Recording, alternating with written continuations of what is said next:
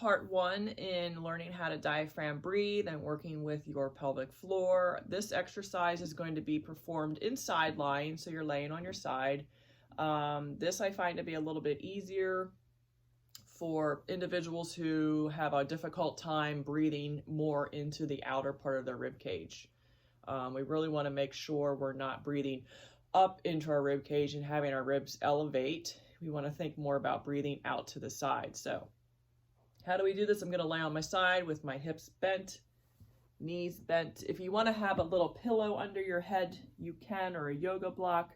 And then I have a very small, kind of somewhat depleted ball, which I'll show you what you're going to do with that in a second. So first off, we're going to think about taking a big belly breath in and filling our belly. So we're going to inhale. You should feel your hand kind of rise up off of your belly. And then you're just going to exhale. And then inhale. And then exhale. From there, we're going to think about pushing air down into the small of our back as we're taking our air in. So just like filling up the front, we want to fill up the back. And then exhale.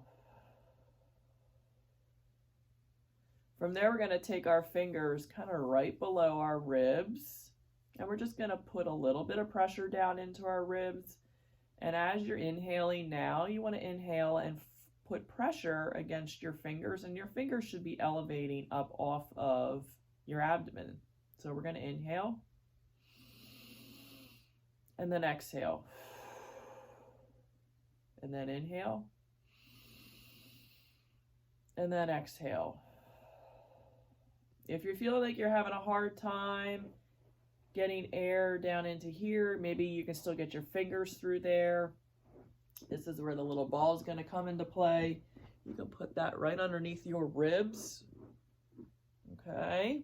So now as you're breathing in, you want to think about breathing in to that ball. And as you can see, I can kind of like raise myself up off the ball. So that tells me this part of my ribs and lung are actually pushing down into that ball. And I'm able to expand my ribs out to the side or laterally. Okay, so now we're going to put them all together. Belly, back, lateral rib cage. Kind of like you're filling up that big balloon. Okay, this time when you're doing your inhale and your exhale, we want to get the ribs moving a little bit more. We're going to follow our hand down into the exhale, and the exhale should be pretty passive.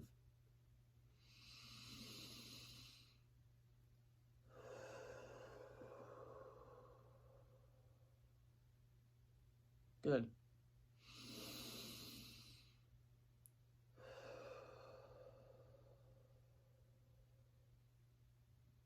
All right, try that exercise. That concludes part 1. I'll upload part 2.